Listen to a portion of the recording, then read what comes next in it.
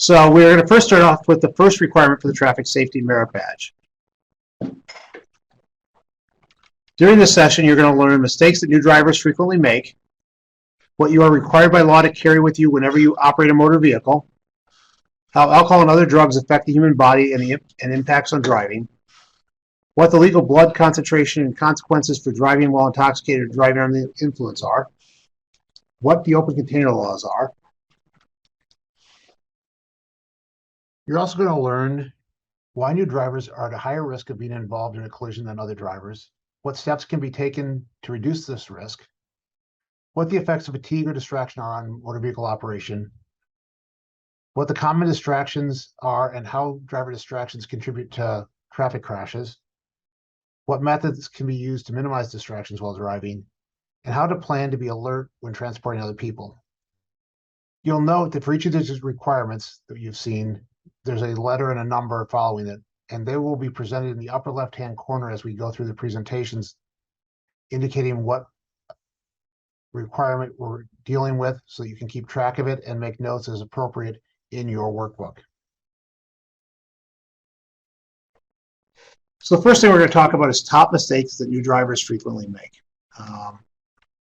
So one of the things we look at is when we look at deaths for teenagers, motor vehicles make up 35% of the deaths associated with teenagers. And so it's one of the riskier things that the teenagers do is being in a motor vehicle. And so that is a significant portion. Over a third of the deaths of teenagers are associated with motor vehicle crashes. What's homicide?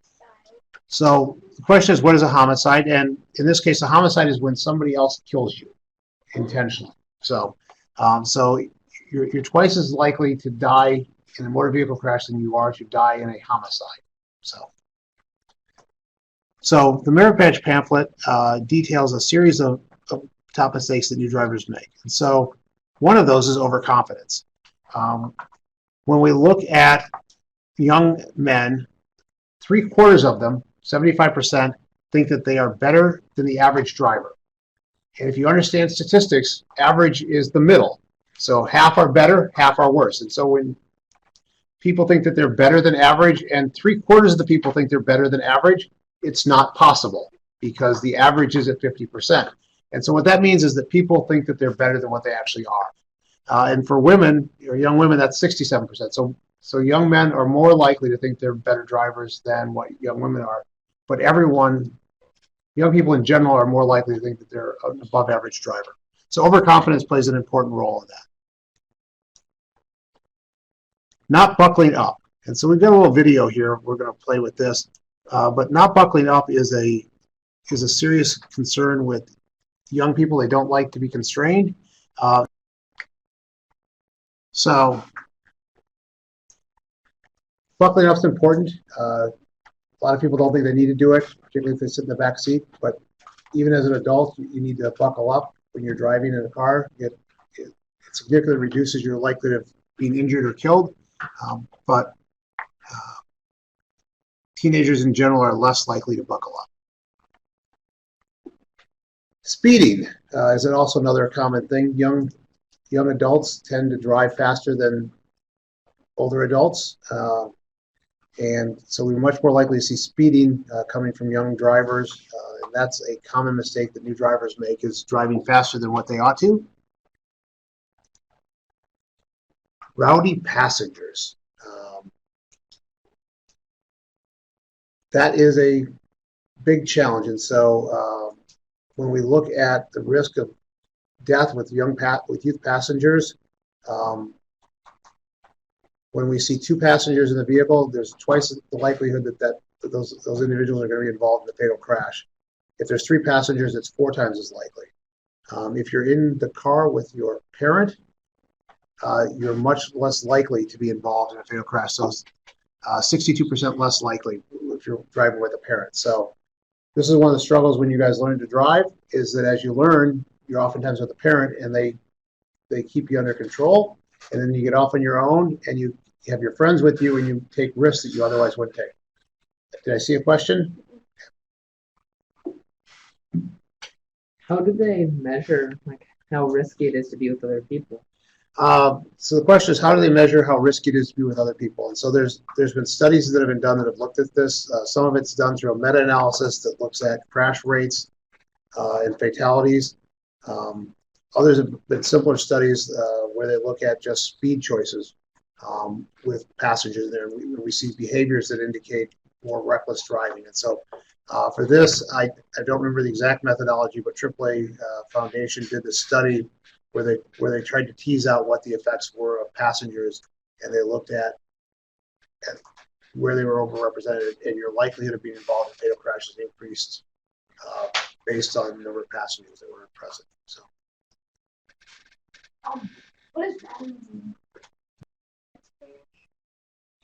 So here's another one, using cell phones. And so here's an example of a teen driver using their cell phone. Whoops.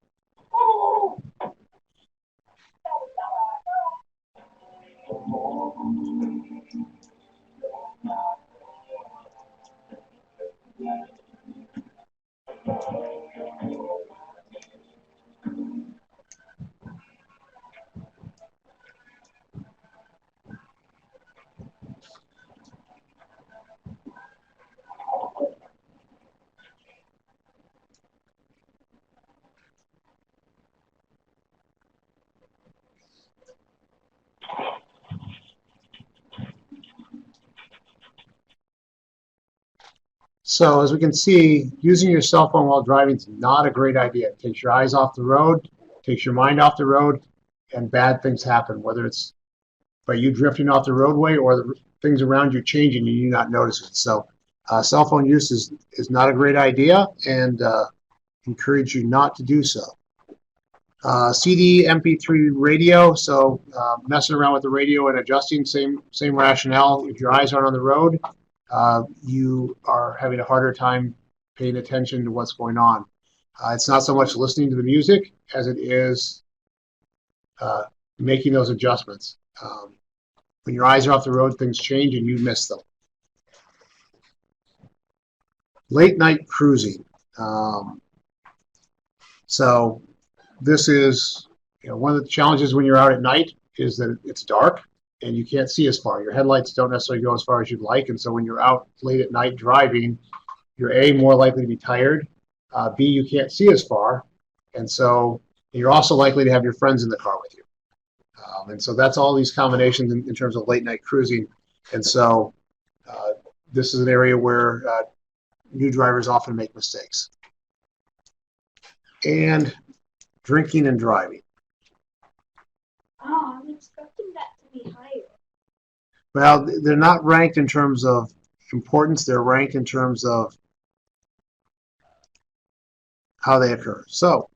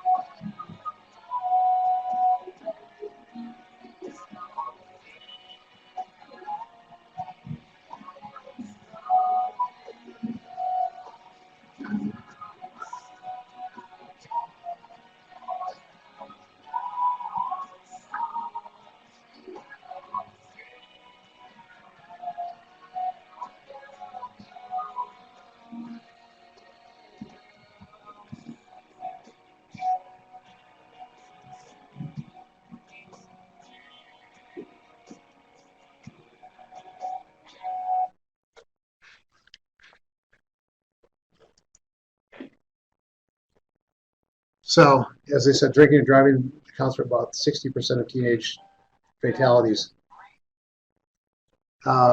Next up is bad situations. I couldn't find a great graphic for this one, but this one seems appropriate.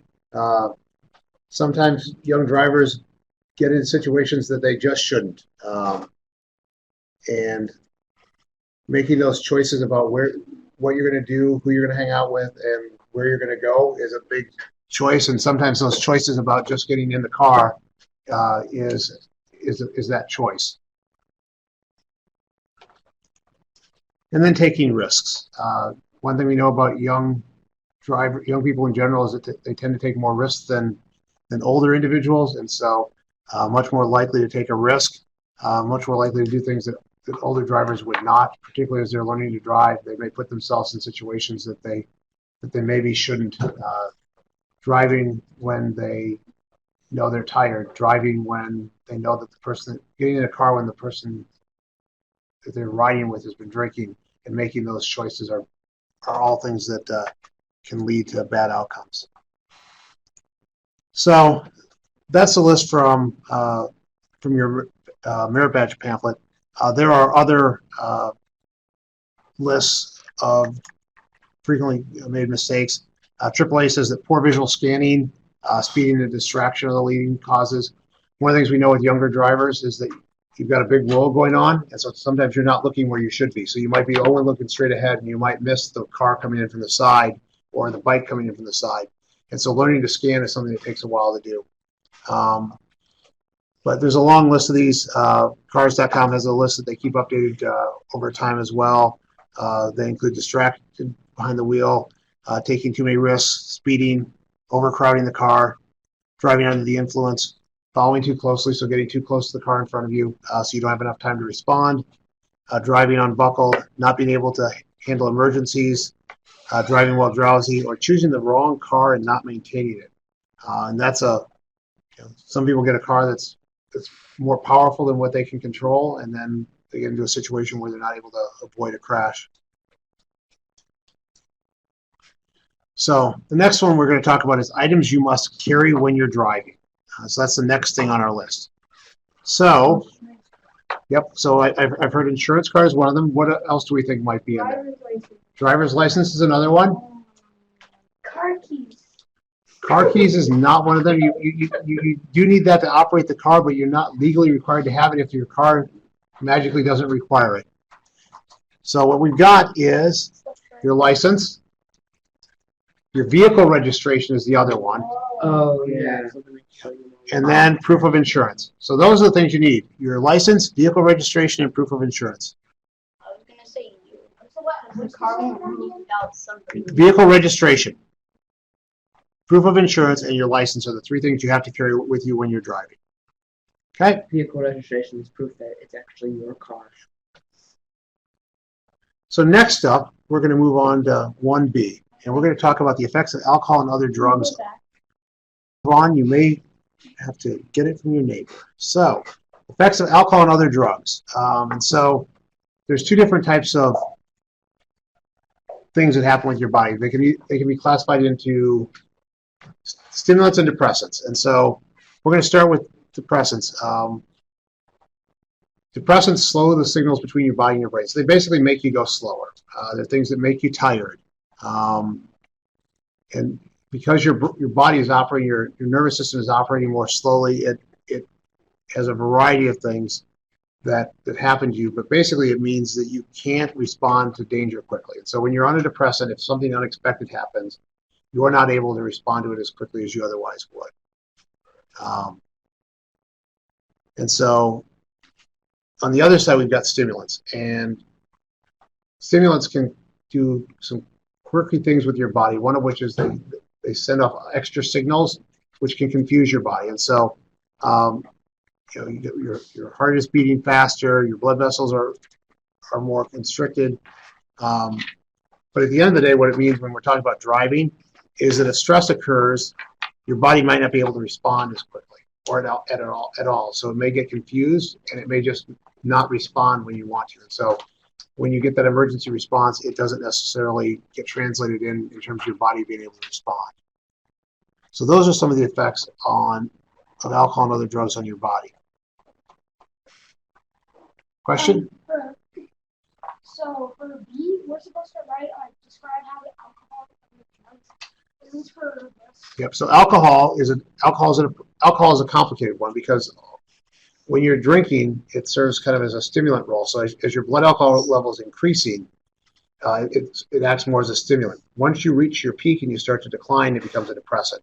And so you get a little bit of both of these. The stimulant phase for alcohol is much shorter than the depressant phase. So for people who've been out drinking, after they reach their peak, they just kind of get tired and they're more lethargic, slower to respond.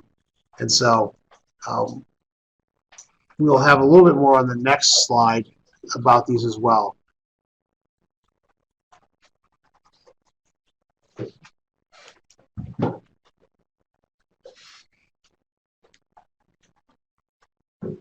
So in general, we've talked a little bit about the fact that there's stimulants and depressants and what they do. But what we know with impaired driving is that it affects a lot of different aspects of your driving. Multitasking. So when you're impaired, you're less able to do multiple things. So when we talked about tuning the radio and driving, that's multitasking. You're trying to keep the vehicle straight while also adjusting the radio station or the volume or whatever it is you're doing in terms of searching for a song. That is impaired. Reaction time is generally slowed when you're impaired. So we know that you're not able to respond as quickly. So if the vehicle in front slams on its brakes, it takes a little bit longer to hit the brakes to avoid that crash. Tracking is also impaired. Your ability to look at what's going on in the environment and predict when something bad is going to happen. Comprehension, understanding the situation that you're in. You may miss cues in the driving environment. Your attention span is also often impaired. You can't focus as long as you otherwise might. Your coordination, your ability to hit the brake pedal from the accelerator pedal. If you're impaired, you may miss the brake pedal completely. You might not be able to steer as precisely as you'd like. So those are some of the things that happen with impaired driving.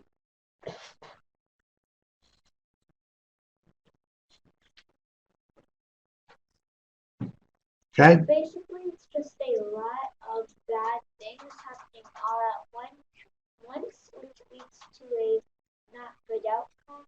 Correct. So when you are impaired, and that impairment can come from drugs or alcohol or even other things like drowsiness, which we'll talk about later. But not all drugs have effects in all these areas. Alcohol has effects across most of these areas, and which makes it particularly bad. Which is why there's such a focus on preventing alcohol-involved crashes and drunk driving. But yes, these things are all bad individually. When you combine them all together, it makes for a deadly situation. And trust me, guys, multitasking is very important on track. So the next one we're going to talk about is legal blood concentration. So what state do we live in? Here in Iowa, we are in this category here. And so zero tolerance level in Iowa is 0.02% BAC, which is what it is in most of the country. Zero tolerance level is what young drivers fall under, those that are under age 21. If you're driving a vehicle and you're not of legal drinking age, if you're above that limit, there are enhanced penalties that kick in. And so basically it means you shouldn't drink when you're underage in particular, but if you do happen to drink, you really shouldn't drive. For most adults, the legal limit is 0.08% BAC. That's everywhere in the country except for Utah, which just recently went down to 0.05% BAC.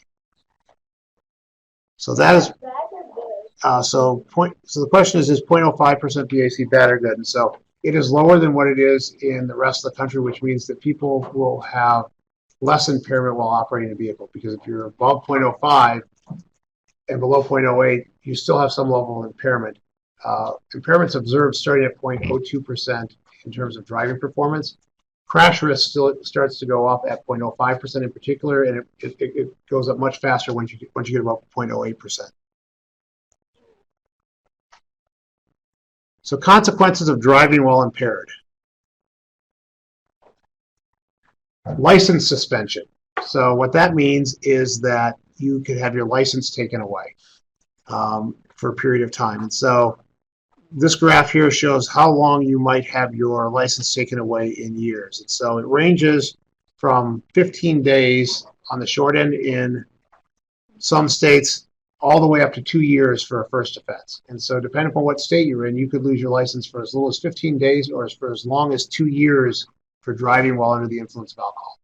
I would say if I owned a state, I would say you have to take all your driver's license and tests again. Yeah.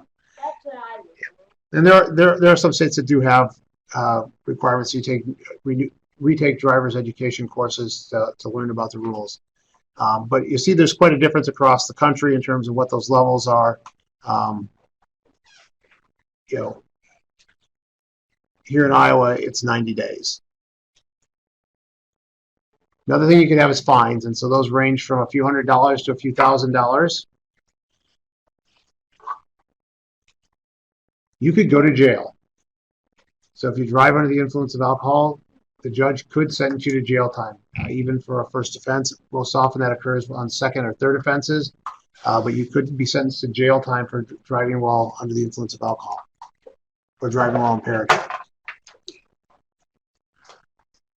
Even worse, well, maybe not even worse, you could wind up with your car confiscated. So in some states, they have the ability to take your car if you operate a motor vehicle while impaired. And so there's a number of states where that's not a possibility, but in more than half of them, there are circumstances under which they could confiscate your vehicle if you drive while under the influence of drugs or alcohol. The other thing that comes into place is alcohol interlocks. And so if you drive under the influence of alcohol, they could have you put a device in your car that prevents you from starting it if you have alcohol in your blood, so that you'd have to breathe into a tube, and if it detects alcohol, it wouldn't let you start your car. And so those are some of the consequences of driving while impaired. It is not a good situation. Sometimes people make mistakes and drive and don't realize that they're impaired. Most often, people are aware that they probably shouldn't drive and make that choice for one reason or the other.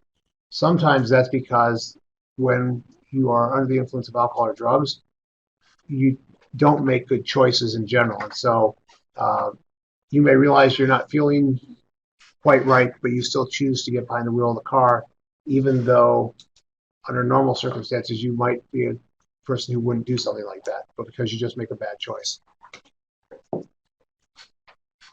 Open container laws. And so an open container law basically dictates about the rules about whether or not you can have a container of alcohol that's in your vehicle that is unsealed. And that could range from a passenger sitting in the passenger compartment with an alcoholic beverage, or driving your vehicle with alcoholic beverage that's previously been opened and is now in your car. And so that could be, for example, if you had a bottle of whiskey that you put in the backseat of your car and you were transporting it from your house to your friend's house, but it's been opened, that is an open container. Even if you're not drinking from it or nobody's drinking from it, it is an open container. It has to be transported someplace other than the passenger compartment. So it would have to go in the trunk of your vehicle, someplace that you could not access while the vehicle's in motion. And so most states have laws do not permit open containers.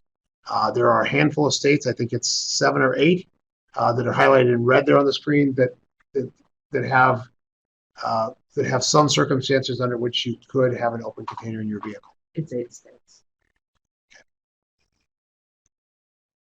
Now we're going to discuss why new drivers are at a higher risk of being in collisions than other drivers. One of the key reasons is lack of experience. When first starting out, drivers rely largely on their knowledge of what they're supposed to do. They know what the general understanding of how a vehicle operates and what the laws are that relate to driving, but they don't have a lot of experience. Over time, that knowledge and experience generally leads to a rule-based approach where drivers kind of learn the rules of the road and they recognize the situation and then apply what they know and say, if X, then I do Y. And finally, you get to a skill-based approach where you kind of instinctively know what you're supposed to do and you don't have to think about it. So from a driving standpoint, you really have that conscious transition from this nervousness of driving and keeping the vehicle straight in the road and in the lane. And it goes to then kind of, okay, curve's coming up, I've got to start steering. Eventually you just sense the road and you begin to steer without really thinking about it. And so from a vehicle control standpoint, it's very similar to learning anything new, whether that's learning to play a sport or whether that's learning a musical instrument. You really kind of go from that knowledge to rule to skill, and the more practice you get, the better you become at it. One of the things that also lack of experience leads to is miscues. And so learning to appropriately scan the environment is an important component of this. And drivers just really don't have a good sense of that when they're starting out. Where should they look when? And over time, they get better at identifying where things might change in the environment and when they should focus on them.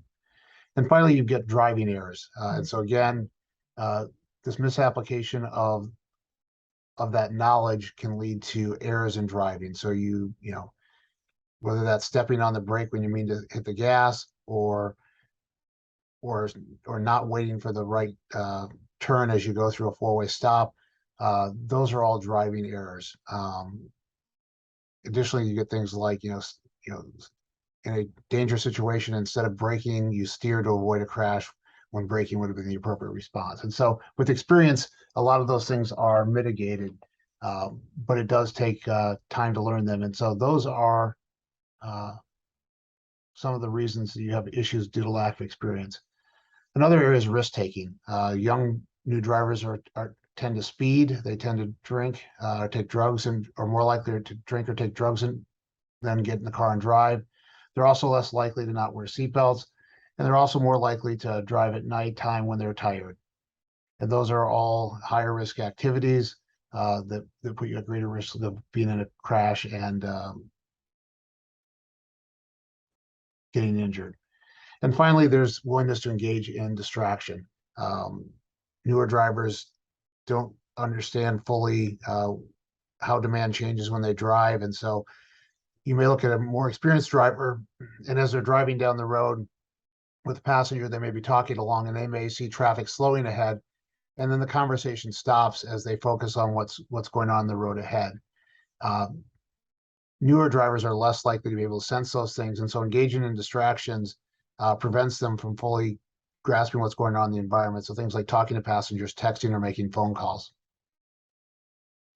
So what are some steps that can be taken to reduce the risk of collisions for new drivers? One of which is practicing driving with parents. One of the things we know is that new drivers are very unlikely to be involved in a crash when they've got a parent or guardian driving with them. That parent or guardian is kind of serving as a co-driver and is looking out and providing guidance to the driver in terms of what they need to do to stay safe. Another way to do it is leave longer gaps with the lead vehicles. Newer drivers take longer to determine what they need to do, and so leaving a longer gap gives you more time to respond before getting into a dangerous situation.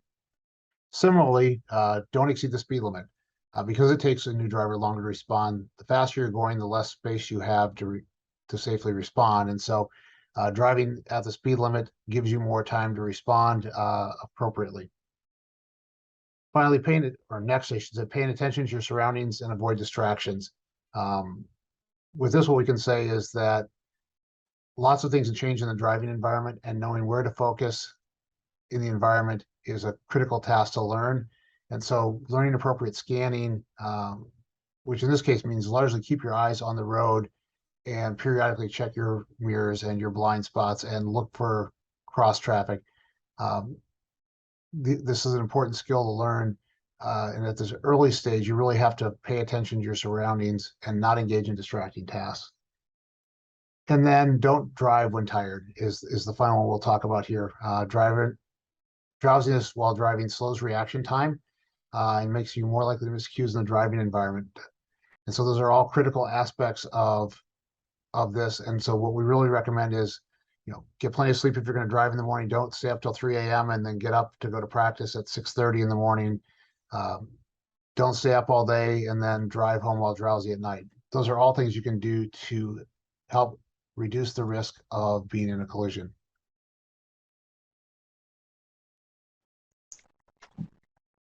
Next up, we've got the role of the driver. The driver is kind of the central piece to this. And so if you're not already driving, you one day will be. And the driver has three main roles generally when we think about driving. Operational, and tactical, and strategic. And so we'll start with strategic, even though it's the third one on the list. That's kind of looking at, I'm here and I want to get to someplace else. So it's that planning and navigating. How am I going to get from point A to point B? And so it's that big picture of driving. Tactical is that next step down. So now I've decided how I'm going to get from point A to point B. I now need to decide which lane I'm going to be in. Where am I going to be at in that lane? Do I want to be near the center line? Do I want to be near the shoulder? How much space do I want to leave with the vehicle in front of me? And hazard avoidance. And so those are at the higher level. And then maintaining lane position, maintaining headway, and emergency response are operational. So as the circumstances are changing, I'm going to be shifting around what I'm doing. And so as I'm adjusting the steering wheel to keep in my lane, that's an operational adjustment. As I release the accelerator or press the brakes, that's an operational mode as well. And then emergency response. Lead vehicle slams on its brakes. What do I do? That's an operational response to the driving environment. The other thing to keep in mind is the driver state, drowsy, distracted, or impaired, impacts all levels of driver control. And so if you need sufficient resources to be able to operate a vehicle safely, and oftentimes what we're talking about is attention. And you have to be able to apply that where it's needed. And when you don't focus or don't have the resources to focus, that's where problems occur. And so generally when you choose to drive drowsy, distracted, or impaired, that is when we have challenges that occur and the driver is not able to handle situations that come up, and they're more likely to be involved in a crash.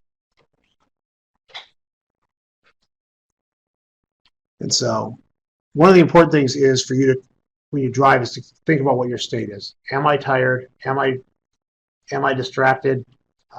And make adjustments. People oftentimes will try to keep a longer following distance if they feel drowsy or if they realize that they're a little bit distracted, so they've got more time to respond. And so we talked earlier about not following too closely. That's a decision you can make that helps mitigate or reduce the impact of these states. The problem is that generally when you make those decisions, your adjustment that you make doesn't adequately adjust for the level of impairment that you have. And so you might back off 25 feet, a couple car lengths, but what you really need to do is drive to back off 100 feet to give yourself adequate space. And so people will make an adjustment, but maybe not a big enough adjustment. So some common distractions. Interacting with one or more passengers accounts for 15% of crashes. Cell phone use accounts for 12% of crashes. Looking at something in the vehicle, 10% of crashes. Looking at something outside the vehicle, 9% of the crashes. Singing, moving to the music, 8% of the crashes. Grooming, combing your hair, putting on makeup, 6% of crashes. Reaching for an object in the car, another 6% of the crashes. So those are some of the more common distractions that occur while you're driving. Okay, so we're going to go on. So why shouldn't a driver who is fatigued or distracted operate a vehicle?